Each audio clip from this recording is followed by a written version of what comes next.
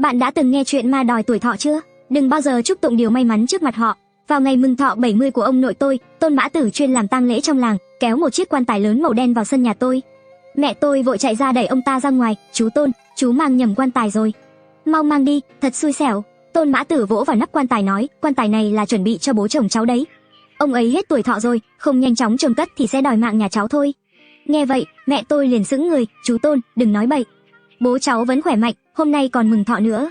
Chú mau mang quan tài đi, lát nữa bố cháu nhìn thấy sẽ không tha cho chú đâu." Nhưng Tôn Mã Tử nhất quyết không chịu, nói gì cũng muốn để quan tài lại. "Cháu gái, chú làm nghề này bao năm, chỉ cần nhìn là biết ai sống ai chết. Cháu nói thật đi, gần đây có phải bố chồng cháu rất thèm thịt và máu gà không? Còn hay ngẩn người nhìn cổ của bọn trẻ nhà cháu nữa." Mặt mẹ tôi biến sắc, sao chú biết?" Tôn Mã Tử cau mày nói, "Đó là dấu hiệu sắp biến xác." Càng nói ông ta càng đáng sợ, khiến mẹ tôi rợn cả người. Thấy mẹ tôi bắt đầu do dự, Tôn Mã Tử xoay người định nhấc quan tài xuống khỏi xe.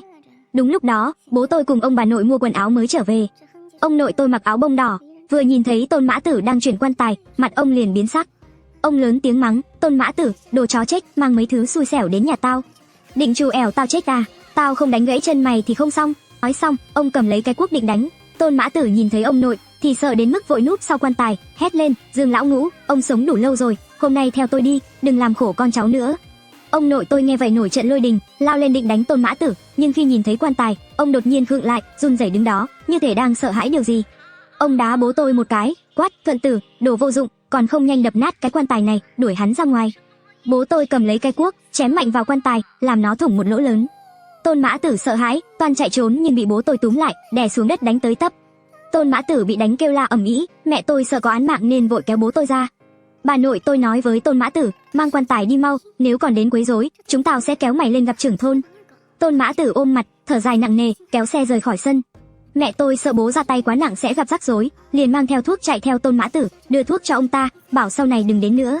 Tôn Mã Tử nói với mẹ tôi, "Cháu gái, chú thấy cháu là người thật thà nên nói một câu. Từ xưa đến nay chỉ có người mừng thọ, không có ma mừng thọ. Đêm nay bố chồng cháu sẽ đòi tuổi thọ. Tuyệt đối đừng để bọn trẻ nói điều may mắn với ông ta, nếu không ông ta lấy được tuổi thọ thì sẽ rắc rối đấy." Nói xong, Tôn Mã Tử đẩy xe khuất dần nơi đầu ngõ. Trời tối, cả nhà ngồi quây quần bên nhau ăn cơm. Ông nội tôi mặc áo bông đỏ mới mua, nhìn bàn ăn đầy ắp thịt gà, cá, vịt, khuôn mặt rạng rỡ.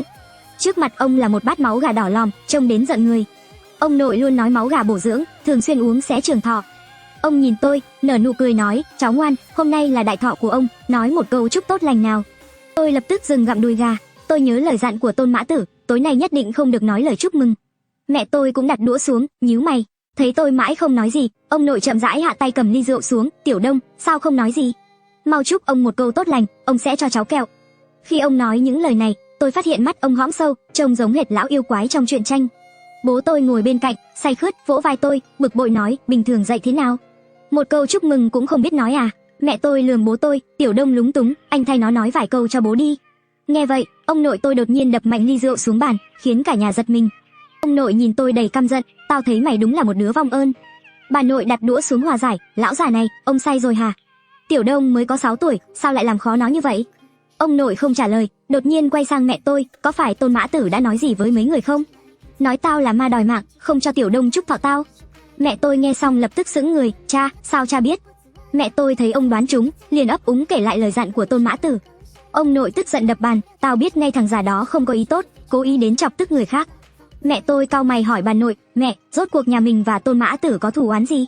Bà nội thở dài, "Toàn là chuyện cũ. Hồi ông cụ nhà mất, cha mày thấy quan tài nhà hắn đắt, liền lén mua quan tài của làng bên. Chắc chắn Tôn Mã Tử biết chuyện này nên lần này mới đến chọc tức." Nói xong, bà liếc mẹ tôi một cái, lạnh lùng nói, "Không phải tôi nói cô, nhưng sao cô lại dễ tin lời người ngoài như vậy?" Mặt mẹ tôi sa sầm lại, không nói lời nào. Ăn xong cơm tối, mẹ tôi bế tôi vào phòng trong, đổ nước tắm cho tôi. Ngoài trời là giữa đông giá rét, tôi ngồi trong chậu nước ấm, cảm thấy cả người thật dễ chịu. Trời lạnh, nước nhanh nguội. Một lúc sau, mẹ tôi đi vào bếp đun nước, để tôi ở lại một mình trong căn phòng nhỏ.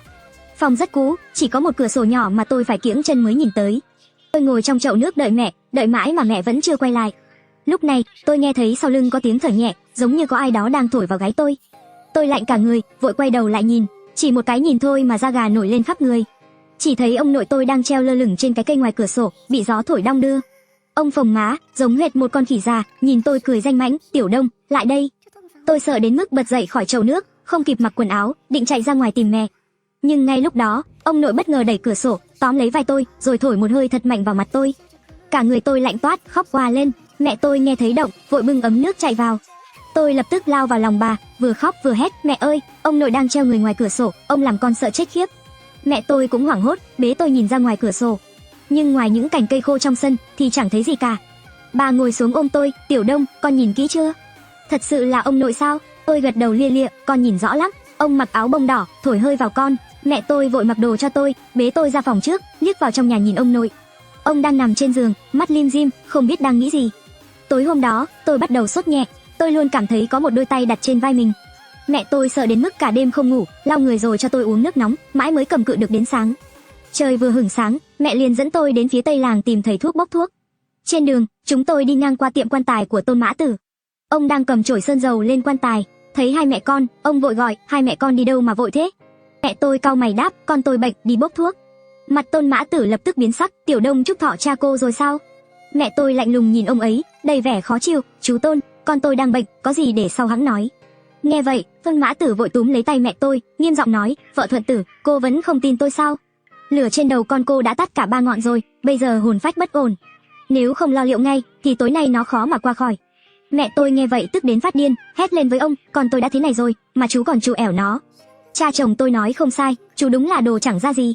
Nói xong, mẹ tôi hất tay Tôn Mã Tử ra, kéo tôi đi thẳng. Tôn Mã Tử sốt ruột, đưa tay kéo cổ áo tôi xuống, nhìn thấy trên vai tôi rõ ràng in 2 dấu tay khô quắt. Mẹ tôi lập tức sững sờ, hít một hơi lạnh, cả người như chết lặng. Tôn Mã Tử trợn mắt nói, xong rồi, quả nhiên tôi đoán đúng. Mẹ tôi nhìn 2 dấu tay khô trên vai tôi, lo lắng đến mức suýt khóc, hỏi Tôn Mã Tử, chú ơi, rốt cuộc con tôi bị làm sao vậy? Tôn Mã Tử vội hỏi, đêm qua rốt cuộc đã xảy ra chuyện gì? Mau kể hết cho tôi nghe. Thấy tình hình như vậy, mẹ tôi không dám giấu nữa, kể lại chuyện ông nội thổi khí vào tôi tối qua. Nghe xong, mặt Tôn Mã Tử càng lúc càng tái mét. Ông quay người lấy ra một cái bát sứ và tờ giấy vàng, nghiêm giọng nói, cháu gái, cô nhất định phải tin tôi. Cha chồng cô đã để ý đến Tiểu Đông, đêm qua không thể đòi tuổi thọ thành công, ông ấy đã thổi tắt 3 ngọn lửa trên người Tiểu Đông, định nhân cơ hội đoạt lấy hồn phách của nó. May mà cô đến kịp, không để ông ấy đạt được mục đích. Nghe vậy, mẹ tôi suýt khóc, quỳ phịch xuống trước mặt Tôn Mã Tử, vừa khóc vừa cầu xin, chú Tôn, vừa rồi cháu thất lễ, chú đừng chấp nhặt, xin hãy cứu con cháu. Tôn Mã Tử vội đỡ mẹ tôi dậy, chuyện cứu người là quan trọng. Nói xong, ông lấy một tờ bùa vàng, phun một ngụm rượu lên đó, tờ bùa tự bốc cháy mà không cần lửa, nhanh chóng hóa thành tro, rồi rắc cho bùa vào nước, đổ cho tôi uống. Nước bùa dường như có tác dụng kỳ diệu, như một ngọn lửa quay vòng trong cơ thể tôi. Tôi cảm thấy cả người ấm lên, dấu tay trên vai cũng dần mờ đi. Thấy tôi không sao nữa, mẹ tôi lập tức bật khóc, rồi lại cười. Tôn Mã Tử quả nhiên có chút bản lĩnh. Tôn Mã Tử lau mồ hôi trên trán, nhưng mặt vẫn cau có, cháu gái, đừng vội mừng. Hồn phách của thằng bé đã ổn định, nhưng 3 ngọn lửa vẫn chưa được thắp lại. Cha chồng cô chắc chắn sẽ không dễ dàng từ bỏ đâu. Mặt mẹ tôi biến sắc, cầu khẩn, chú có cách, nhất định phải giúp con cháu vượt qua chuyện này, bao nhiêu tiền cháu cũng lo được. Tôn Mã Tử xua tay, lấy một túi thơm và một lá bùa vàng từ tủ, viết ngày tháng năm sinh của tôi lên, rồi đưa cho mẹ tôi. Túi thơm này để Tiểu Đông mang theo bên mình, lá bùa vàng dán ở đầu giường. Xác sống sẽ không dám lại gần, nhớ là phải dán đủ 3 ngày, không được quên. Mẹ tôi lại hỏi, thế còn cha chồng cháu, nếu ông ấy thật sự là xác sống, Tiểu Đông vẫn sẽ gặp nguy hiểm. Tôn Mã Tử vuốt râu, 2 ngày tới sẽ có gió tuyết, âm khí nặng, đúng lúc xác sống hung hãn nhất. Tuyệt đối không được động đến ông ta, để tôi nghĩ cách. Mẹ tôi vội gật đầu, nhận đồ của Tôn Mã Tử, cảm ơn rối rít rồi mới rời đi. Sau khi lấy thuốc, hai mẹ con tôi cẩn thận quay về nhà. Ông nội và bà nội đi chợ, chỉ có cha tôi ngồi trong nhà sưởi ấm. Mẹ tôi không thèm để ý đến ông, dán lá bùa vàng lên đầu giường. Cha tôi nhìn thấy, hỏi mẹ tôi, cô dán cái gì lên thế? Mẹ tôi chớp mắt, Tiểu Đông ốm yếu, dán bùa để trừ tà. Cha tôi cười khẩy, không quan tâm, toàn nghĩ vớ vẩn, nhà mình làm gì có tà ma. Lúc này, ông bà nội đi chợ về, bà nội xách 2 túi lớn, toàn món tôi thích, ông nội lom khom theo sau, đi rất chậm. Bà nội đặt túi xuống, cả người phủ đầy tuyết, đi vào xoa đầu tôi, hỏi, thế nào rồi, đỡ chưa? Ông nội đứng phía sau, vừa định bước vào thì ánh mắt đột nhiên dừng lại trên lá bùa vàng, mặt lập tức biến sắc. Ông lùi lại 2 bước, đứng trong bóng tối, không thấy rõ vẻ mặt. Mẹ tôi liếc nhìn ông, cha, sao cha đứng ngoài cửa làm gì? Mau vào nhà đi. Ông nội nhìn chằm chằm lá bùa vàng, đột nhiên lớn tiếng hỏi, vợ Thuận Tử, cô dán bùa gì trong nhà thế? Mau gỡ xuống. Mẹ tôi rót nước nóng cho tôi, không thèm ngẩng đầu lên, nói, Tiểu Đông ốm yếu, dán bùa để trấn tà ấy mà. Ông nội nghe vậy thì lạnh lùng nói, có phải lá bùa này do Tôn Mã Tử đưa không? Mẹ tôi lập tức khựng lại, cắn môi không trả lời. Cô lại bị Tôn Mã Tử lừa rồi, lá bùa này chẳng phải thứ tốt đẹp gì. Mau gỡ nó xuống đi. Mẹ tôi không động đậy, mà nhìn thẳng ông nội, nhỏ giọng nói, cha, chỉ là một lá bùa vàng thôi, cha sợ cái gì? Ông nội liền trợn mắt, tức đến run rẩy, quát lên với mẹ tôi, cô đúng là ngang ngược. Nhưng đúng lúc đó, bà nội lại bước tới, gỡ lá bùa xuống, ném lên bàn, thôi nào, đừng cãi nhau nữa. Mẹ tôi không kịp ngăn cản, còn ông nội lập tức bình thường trở lại, hừ lạnh một tiếng rồi quay về phòng khách. Cả ngày hôm đó, mẹ tôi lo lắng không yên, sợ ông nội là xác sống, sẽ nhân lúc đêm đến để cướp tuổi thọ của tôi. Suy đi nghĩ lại, trước khi đi ngủ, mẹ lại lén lút dán lá bùa trở lại. Chúng tôi ngủ chập chờn, đến nửa đêm thì bị một luồng gió lạnh thổi tỉnh. Tôi mở mắt nhìn ra cửa sổ, thấy một người toàn thân trắng bệch, ép sát mặt vào cửa kính, đôi mắt đỏ ngầu nhìn chằm chằm vào lá bùa trên đầu giường. Tôi giật mình tỉnh hẳn, hít một hơi lạnh, há miệng hét gọi mẹ. Bố mẹ bị tiếng hét của tôi làm cho tỉnh dậy, vội hỏi tôi bị sao khi thấy tôi kinh hãi nhìn ra cửa sổ. Tôi run rẩy khóc, ngoài kia có ma. Bố tôi sững lại, tưởng là có trộm, liền cầm đèn pin dọi ra ngoài. Nhưng ngoài cửa sổ chẳng có gì, thứ đó đã biến mất. Sáng hôm sau, tinh thần tôi lại lờ đờ, cả người mệt mỏi, cứ lẩm bẩm rằng có ai đó đứng ngoài cửa sổ. Mẹ tôi lo lắng đến mức ăn không ngon ngủ không yên, nghĩ rằng tôi lại bị tà ma quấy rối. Nhân lúc ông bà nội không có nhà, mẹ lén bế tôi đi tìm Tôn Mã Tử. Lạ thay, cửa hàng quan tài của Tôn Mã Tử lại khóa kín, nghỉ bán. Mẹ tôi nghĩ ông đi giao hòm, định ngày mai quay lại. Nhưng suốt 2 ngày liên tiếp, cửa hàng vẫn đóng, Tôn Mã Tử bật vô âm tín. Mẹ tôi bối rối, không biết phải làm sao, còn bệnh của tôi thì ngày càng nặng, uống thuốc cũng không thuyên giảm. Bất đắc dĩ, mẹ phải nói chuyện với bà nội. Bà nội sờ đầu tôi, nhíu mày, tôi thấy không giống bị cảm gió, mà giống bị trúng tả hơn. Để tôi đi tìm Vương lão tứ đến xem. Vương lão tứ là bán tiên trong làng, có chút bản lĩnh. Ai có chuyện kỳ lạ đều tìm đến ông. Chừng một nén nhang sau, bà nội đưa Vương lão tứ vào nhà. Ông mặc trường bào, vừa bước qua ngưỡng cửa thì mặt liền tái mét, nhà các người thờ cái gì thế? Sao lại có âm khí vậy? Nói rồi, ông đi thẳng vào phòng tôi, thấy lá bùa vàng dán trên đầu giường, liền quát lớn, ai dán cái bùa thờ người chết này lên đây thế? Đây là rước ma về nhà đấy. Nói xong, ông lập tức gỡ lá bùa xuống. Mẹ tôi nghe vậy, lập tức ngẩn người. Tôn Mã Tử nói lá bùa này để trừ xác sống, sao Vương lão tứ lại bảo nó rước ma? Lúc này, ông nội nghe thấy tiếng động, liền từ phòng khách đi ra, trông thấy lá bùa trong tay Vương lão tứ thì trừng mắt nhìn mẹ tôi đầy giận dữ. Mẹ tôi hoảng sợ, lắp bắp nói, đây là bùa Tôn Mã Tử đưa, để trừ tà cho Tiểu Đông. Vương lão tứ giận đến mức lắc đầu, các người không biết lá bùa này lợi hại thế nào đâu. Bùa vàng thấm máu, ghi ngày tháng năm sinh, rõ ràng là để hại người. Bát tự của đứa trẻ nhà cô đã bị đảo ngược hoàn toàn. Nếu tôi đến muộn chút nữa, nó đã bị tà ma bắt đi rồi. Nghe vậy, mẹ tôi suýt nữa thì bật khóc. Ông nội quát lớn, vợ Thuận Tử, tôi thấy cô bị Tôn Mã Tử làm lú lẫn rồi. Mẹ tôi ngồi sụp xuống đất khóc, tất cả là tại tôi ngốc, tin vào mấy lời ma quỷ của Tôn Mã Tử. Giờ đây bát tự của Tiểu Đông bị hắn lừa mất, nếu hắn dùng tà thuật hại đứa trẻ thì phải làm sao đây? Vương lão tứ lập tức xé nát lá bùa, quay sang hỏi mẹ tôi, lá bùa này đã dán ở đầu giường bao lâu rồi? Mẹ tôi vừa khóc vừa ngẩng đầu trả lời, hôm nay là ngày thứ 3 rồi. Vương lão tứ nhíu mày, bát tự của đứa trẻ đã bị đảo lộn, đêm nay Tôn Mã Tử chắc chắn sẽ đến bắt nó đi. Cần phải nhanh chóng đưa nó đến vị trí kim cang trong nhà để giữ vững hồn phách. Mẹ tôi nghi hoặc hỏi, đứa trẻ với Tôn Mã Tử không thù không oán, sao hắn lại muốn hại nó? Vương lão tứ cẩn thận nhìn tôi một hồi, nói, đứa trẻ này mang mệnh đồng tử, là phúc khí hiếm gặp. Nếu bị người ta dùng làm thế thân, có thể giúp kẻ thi pháp sống thọ 3 đời. Bà nội run rẩy hỏi, vài hôm trước Tiểu Đông nhìn thấy ông nó treo trên cây, sau đó đổ bệnh. Có phải cũng là trò ma quỷ của Tôn Mã Tử không? Vương lão tứ gật đầu, đều là trò che mắt, chỉ để lấy bát tự của đứa trẻ. Ông nội cũng lo lắng nói, lão tứ, cứu đứa trẻ trước đã. Vị trí kim cang của nhà tôi ở đâu? Vương lão tứ đi quanh sân, vừa bấm ngón tay vừa quan sát. Một lúc sau, ông dừng lại trước cửa phòng ông nội, đây là vị trí kim cang trong nhà anh. Đứa trẻ ở trong phòng này qua đêm là có thể bình an vô sự. Ông nội liền thở phào một hơi, cúi người bế tôi vào lòng, Tôn Mã Tử đúng là đồ khốn. Tiểu Đông sẽ ngủ ở phòng tôi mấy ngày này, tôi muốn xem hắn có bản lĩnh gì mà hại được cháu tôi ngay dưới mí mắt tôi. Tuy mẹ tôi không hài lòng, nhưng biết mình sai nên không dám nói gì. Ban ngày mọi việc yên ổn, chớp mắt đã đến tối. Tuyết bắt đầu rơi, nhưng Vương lão tứ dặn rằng tối nay mẹ và bố tôi phải đến ngôi miếu lớn bên cạnh để thắp hương suốt đêm mới có thể giải quyết triệt đề. Chiều tối ăn cơm xong, bà nội dẫn bố mẹ tôi rời khỏi nhà trong cơn bão tuyết. Tối nay chỉ còn tôi và ông nội ở nhà. Trong sân tối om, ông nội tắt đèn ở phòng khách, ra sân ngó quanh vài lượt, không thấy bóng dáng Tôn Mã Tử mới yên tâm vào phòng. Tuyết rơi mỗi lúc một giây, tôi mơ màng thiếp đi, chợt nghe thấy tiếng gọi từ xa vọng đến, Tiểu Đông, mau ra đây.